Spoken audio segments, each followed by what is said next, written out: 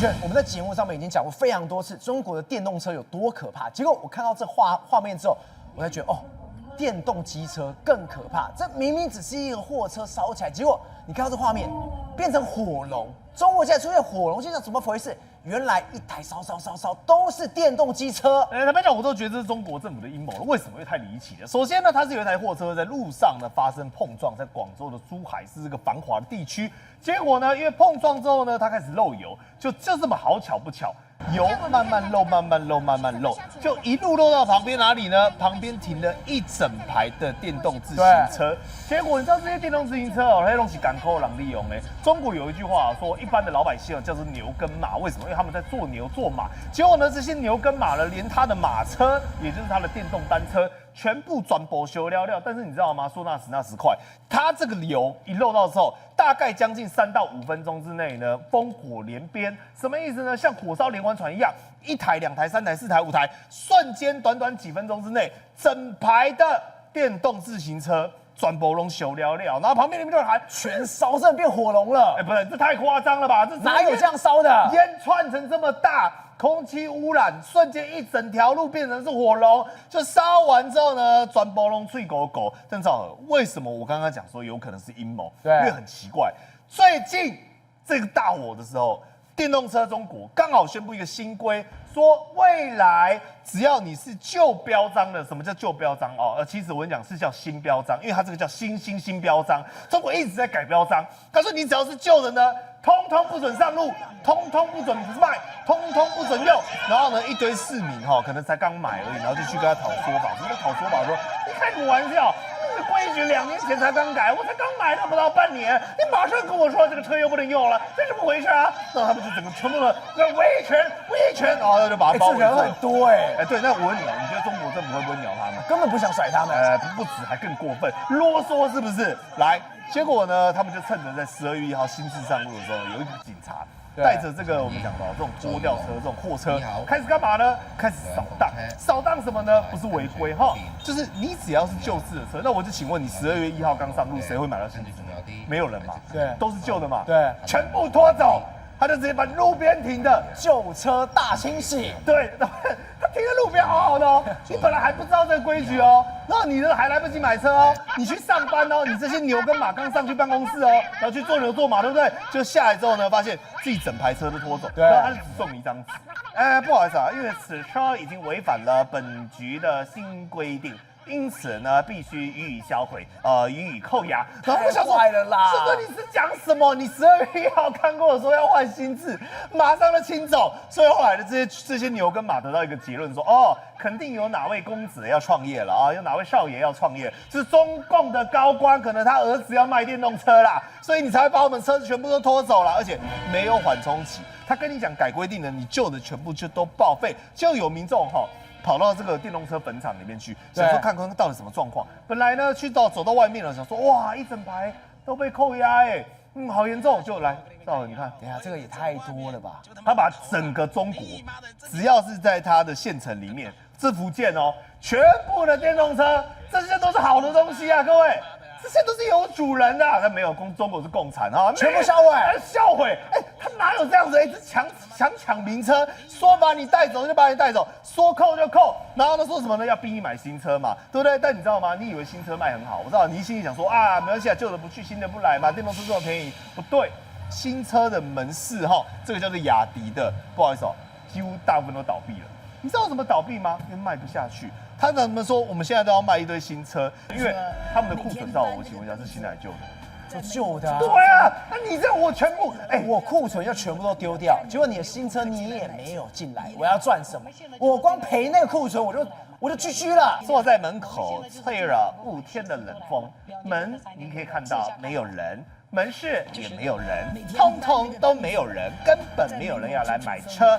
为什么没有人要来买车呢？因为很多人怕一件事情我买了新的，你会不会又给我新标，又改新标，再来赵娥，这是旧的车子他们以前呢就是新国标，这是旧的，旧的叫新国标，旧的叫新国标，对对啊，新的叫新国标啊。然后他们说旧的这个是神车，非常厉害。然后新的你知道为什么吗？第一个哈，我跟你讲它有什么功能，非常厉害哦。北斗定位就是中国共产党抓得到你，无线通讯系统就是它可以远端控制你的车子，动态纳入强制设备，就是说你骑到一半它要你停就可以停哦。然后这个才叫新的规。但是呢，这一台车你知道为什么没有人要买吗？第一个，它的坐垫只有35公分。来，你看这是旧的坐垫，你想象哦，是不是有个妈妈可以骑在前面？然后就这个旧的坐垫，我跟你讲哦，光是我一个成年男性哦，我都觉得我的屁股太大了，都坐不完。超小的。对，那再来呢，它的限速你知道多少吗？25公里。那你知道你超过25公里会干嘛吗？它把你自动断电，你就有保练25公里耶！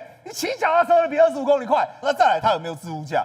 我们骑机车最重要的是什么？那个置物箱啊，没有。那我请问一下，妈妈要怎么载小孩？要怎么买菜？有人要想说要把它解决啊。然后就有个老兄哦，你看他的眼神死哦，我都觉得他感觉哦，就了无生智的。那老兄干嘛呢？他就拿一个蛇皮袋说：“这是蛇皮袋，塑胶袋，蛇皮的啊，你就把它绑在你的车子旁边啊，这样绑起来。”就是可以当做你的放安全帽，放作你的置物柜，就这样讲。他很会高级黑，他很懂哎。不然这怎么可能？谁会去买一个袋子，然后去绑在旁边啦？这开什么玩笑？然后这个坐垫还是保丽龙做的，有够烂。所以你想想看哦，在这种情况之下呢，中国的民众哦，连最基本的。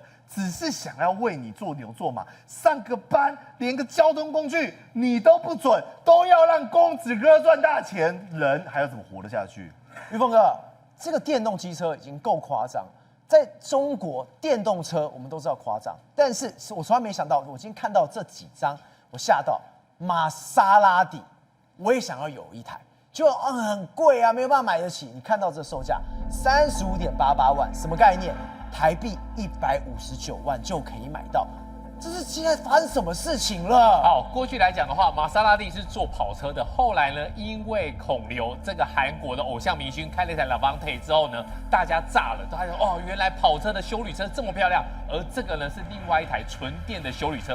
纯电的休旅车，我告诉大家，这一台台湾有没有卖？台湾有卖，台湾卖多少钱？499万，这是空车价哦。对，你要选配颜色，你要选配其他不一样的缝线。你价钱再往上加，但是对岸佛心来的玛莎拉蒂，你看哦，不是单一家来促销，而是所有的人都是35.88、35.88、35.88，不管哪个4S店、哪个经销商都是35.88，代表什么意思？代表说它是一个统一的价格，对，统一价格一起下降，哇！你要想想看哦，你35.88，我们算它36万好了，36万你乘下来150多万，150多万你在台湾你可以买到什么？你在那个地方，在对岸可以买到玛莎拉蒂，帅死了，帅惨了，帅不帅？帅吧！可是你知道吗？很多的网友就说，哇，这个玛莎拉蒂现在如果卖这个价格，我看车行玛莎拉蒂。那为什么呢？因为现在已经内卷太严重了。但是过去大家都觉得，只有中国大陆自己的品牌，比亚迪、长城这些在卷。